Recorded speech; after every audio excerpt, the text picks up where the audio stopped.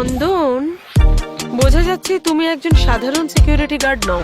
আপনার মেয়ে মিষ্টি ও সহপাঠীকে মেরেছে, তাই ওকে এই স্কুল থেকে বের করে দেওয়া হচ্ছে। ওকে নিয়ে যান। আমাদের স্কুলে আচার ব্যবহার ছাড়া গরিব নিম্নবিত্ত বাচ্চাদের ভর্তি করা হয় না। তুমি ওকে মেরেছো? এখনো মারিনি। তাই নাকি? তাহলে রূপমের মুখে এই আঘাতগুলো লাগলো কি করে? ও নিজে নিজেই ব্যথা পেয়েছে। তুই মিথ্যে বলছিস। দেখুন, আপনার মেয়ে এখনই মিথ্যে কথা বলতে শিখে গেছে। ও খুব মারকুটে, বড় হলে যে কত ঝামেলায় জড়াবে কে জানে। আপনি আমার মেয়ের কথা মানতে চাইছেন না, কিন্তু ওর কথা মেনে নিচ্ছেন কেন? রূপমের বাবা একজন উচ্চ শিক্ষিত মানুষ, একজন শিক্ষিত নাগরিক যিনি বিদেশে থাকেন, আর উহু গ্রুপের একজন সিনিয়র এক্সিকিউটিভ। এমন ভালো পরিবারের বাচ্চা কিভাবে খারাপ হতে পারে? আর নিজেকে দেখুন, ভালো জামা কাপড় পরলেই নিজের জাত বদলানো যায়, ছোট লোক আমি ছাড়া যায়। তোর গা থেকে গন্ধ বের হচ্ছে। তোরা দুজনে ছোট লোক, গরিব লোক। এই স্কুলে তুই পড়বি কি করে রে? আচ্ছা, তাহলে পরিবার দেখে ঠিক ভুলের বিচার করেন, আসল ঘটনা কি হয়েছে সেটা জানার চেষ্টাও করেন না। নয়তো আবার কি? বড় লোক বাড়ির বাচ্চারা কম দুষ্টুমি করে, আর গরিব ঘরের বাচ্চারা মারপিট করে, ঝামেলা করে। অসভ্য কোথাকার। ডিরেক্টর দাস, কি হয়েছে কি? মিস্টার দত্ত, আপনি একদম ঠিক সময়ে এসেছেন। আপনার বাচ্চাকে এই মেয়েটা মেরেছে, তাই আমরা ওকে বের করে দিচ্ছি।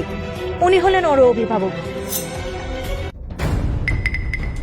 এক্ষুনি, এই মুহূর্তে আমার ছেলের কাছে তুমি ক্ষমা চাও। আমি এখন সত্যিই রেগে আছি, তাই বাজে বকো না। এই মুহূর্তে, এক্ষুনি আমার ছেলের কাছে ক্ষমা চাইবে তুমি, আর তারপর এই স্কুল ছেড়ে বেরিয়ে যাও। এই ছোট লোক, ক্ষমা চা।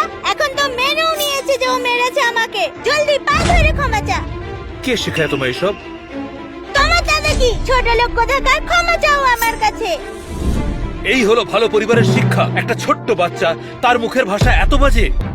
এদের মতো লোকেরা তার সন্তানদের এই স্কুলে ভর্তি করায় কি করে? এই মেয়েটার যদি কোনো ছোঁয়াচে রোগ থাকে তাহলে কি হবে? মুখ সামলে কথা বল। অনেকক্ষণ ধরে বাজে বকা সহ্য করছি, সোজা কথা মাথায় ঢোকে না নাকি? আমার গায়ে হাত দিলে? তোর মতন মানুষকে মারাই উচিত। ঠিক ভুলের বিচার করতে পারে না, কিন্তু নিজেকে কি না কি মনে করে। আরে বিদেশে থেকে নিজেকে কি রাজা মহারাজা মনে করো? আমিও বিদেশ থেকে পিএইচডি করা একজন ব্যক্তি। এত বাজে কথা বলার সাহস কি করে পাও তুমি? আর ওর মুখে ভালো ভাষা আছে। ওর ছেলের ব্যবহার খুব ভদ্র, একেই শিষ্টাচার বলে বুঝি। অভিজাতদেরই ভর্তি করি, কথাটা বোঝা গেল? আপনার এই তথাকথিত অভিজাত স্কুল আমার মেয়ে আর অ্যাটেন্ড করবে না। যান নিজের অভিজাত ছাত্রছাত্রীদের গিয়ে পড়া। দাঁড়ান, আমি যেতে বলেছি নাকি আপনাকে? কি চাও তুমি? তোমরা বাবা ও মেয়ে নতজানু হয়ে বসে আমার ছেলের কাছে ক্ষমা চাও। এই মেয়ে, তুই আর তোর বাবা আমার কাছে ক্ষমা চা। তার আগে মারি।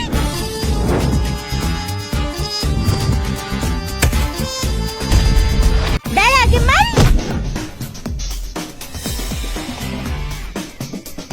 এত বড় সাহস তোর! দাঁড়া, দেখাচ্ছি।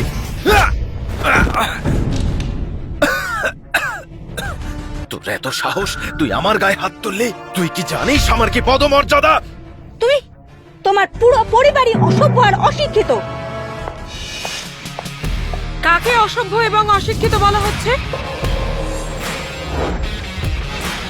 সিও ম্যাডাম, আপনি এখানে কি করছেন?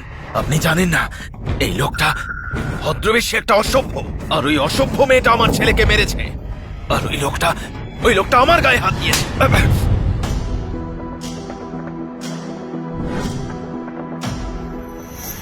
ম্যাডাম, আমি হলাম ওর মা, আর এই ছোট্ট সোনাটা আমার মেয়ে। বুঝতে পেরেছেন? রিয়া, তুমি এক্ষুনি আর মেমোরিয়াল স্কুল কিনে ফেলো। যত টাকা লাগুক তোমায় ভাবতে হবে না। আর তোমাদেরকে এই চাকরি থেকে বরখাস্ত করা হলো। তোমাদের জিনিসপত্র নিয়ে বেরিয়ে যাও। তুমি জানো আমি কে? হ্যাঁ, আমাকে কাজে নেওয়ার জন্য অসংখ্য কোম্পানি লাইন দিয়ে আছে। আরে তোমাদের কোম্পানির কি হবে? আমি একজন বিদেশ ফেরত নামী লোক, মুহূর্তে তোমাদের শেষ করে দিতে পারি। তোমাদের ব্যবস্থা করছি আমি। স্যার, স্যার শুনুন, ওরা বলল যে ব্ল্যাক ড্রাগন সোসাইটির কোনো ক্ষমতা নেই। আপনি তাড়াতাড়ি আসুন।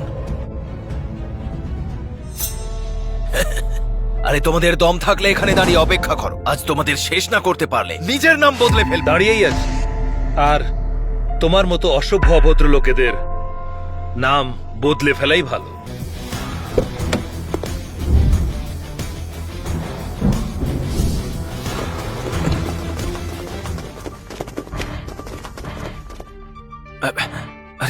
আপনার হাতে কি আর হয়েছে? বলিস না, গতকাল একজন দমদার লোকের পাল্লায় পড়েছিল। শখানেক লোকেদের আমি একলাই সামলে দিতে পারি। এগুলো হালকা আঘাত, আমি ঠিক মোটে ছিলাম না বলেই হয়ে গেছে। ওরা কোথায়? ওই যে ভেতরে আছে। আরে চিন্তা নেই, আমরা তো একটা পরিবারের মতো। হ্যাঁ ভাই, আমি এসেছি তোকে সাহায্য করতে। তোর শত্রুদের শায়েস্তা করে দেবো। চল। হ্যাঁ, চলুন। শুন ভেতরে। কোন মাথা মোটা আমার ভাইয়ের পেছনে লেগেছিস? মুখটা দেখা। হ্যাঁ,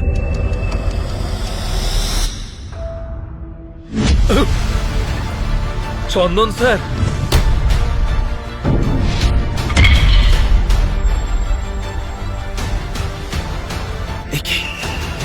কি বলছেন কি আপনি ওকে?